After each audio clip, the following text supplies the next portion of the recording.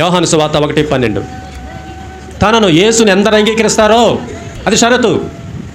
యేసుని అంగీకరించడం అనేది షరతు. ఏమని అంగీకరించాలి?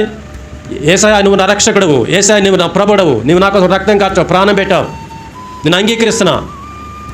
ఆ షరతు నెరవేర్చిన వాళ్ళకి దొరికే వాగ్దానం ఏంటంటే ఆయన అటువంటి వ్యక్తిని తన కూతురుగా తన కొడుకుగా చేసుకుంటాను వాగ్దానం చేస్తాడు. యోహాను 1:12లో ఆ వాగ్దానం నమ్మాలి.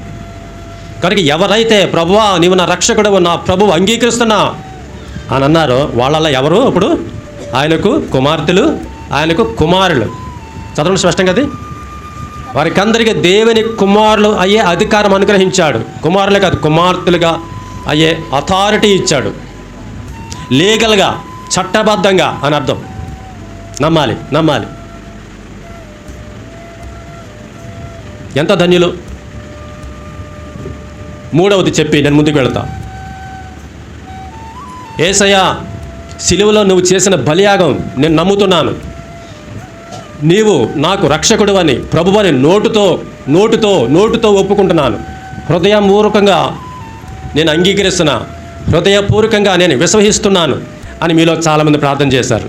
దాదాపు 3 రకాల ప్రార్థన ఒకటే, పెద్ద తేడా ఏమి లేదు. ఇది 3వ రకం ప్రార్థన. హృదయమారా విశ్వసించడం, నోరారా ఆయన్ను అంగీకరించడం, ఒప్పుకోవటం, స్వీకరించడం. ఇలా నోటితో ఒప్పుకుంటే ఏం జరిగింది, హృదయంలో విశ్వసిస్తే ఏం జరిగింది.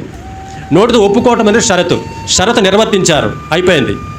హృదయమారా మీరు విశ్వసించారు, షరతు అయిపోయింది. ఇప్పుడు వాళ్ళకి ఏ వాగ్దానం చేశాడు చూడండి. రోమపత్రిక 10వ అధ్యాయము 9-10 వచనాలు జాగ్రత్తగా వినాలి. యేసు నీ ప్రభు అని నీ నోటితో ఒప్పుకోవాలి. షరతు. మృతులో నుంచి తండ్రి అయిన దేవుడు యేసును లేపాడని నీ హృదయమంద విశ్వసించినడలా నువ్వు రక్షింపబడదువు.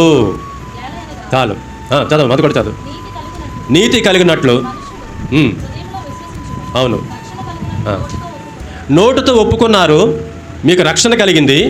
హృదయపూర్వకంగా ఒప్పుకున్నారు, మీకు నీతి. ఏ నీతి? దేవుని నీతి ఆపాదించబడింది. దేవుడు నన్ను నీతిమంతుడిగా తీర్చాడు. ఈ నమ్మలమ్మా, ఈ నమ్మకే మనకు వచ్చిన తిరకాసంతా. ఈ నమ్మకే షరతులు నిర్వర్తిస్తూ ఉన్నారు. తర్వాత ఆయన చేసిన వాగ్దానం పట్టించుకోవట్లా, నమ్మట్లా. వచ్చిన చిక్కలు ఏంటంటే ఇంత తేలిక రక్షణ, ఇంత తేలిక ఒక పాపిని నీతిమంతుడికి తీర్చబడిపోవటం. అయ్యో ఎంత తేలిక, అందరూ తపస్సులు చేస్తున్నారు, తలకిందకి కాలు పెట్టి తపస్సు చేస్తున్నారు, లేకపోతే మందిరం చుట్టూ తిరుగుతున్నారు, జుట్టు పీక్కుంటున్నారు, మందిరంలో 21 రోజులు ఉంటున్నారంట, అప్పుడు దేవుడు కాపాడుతున్నాడంట, గోడ మీద రాత్రాడంట పాప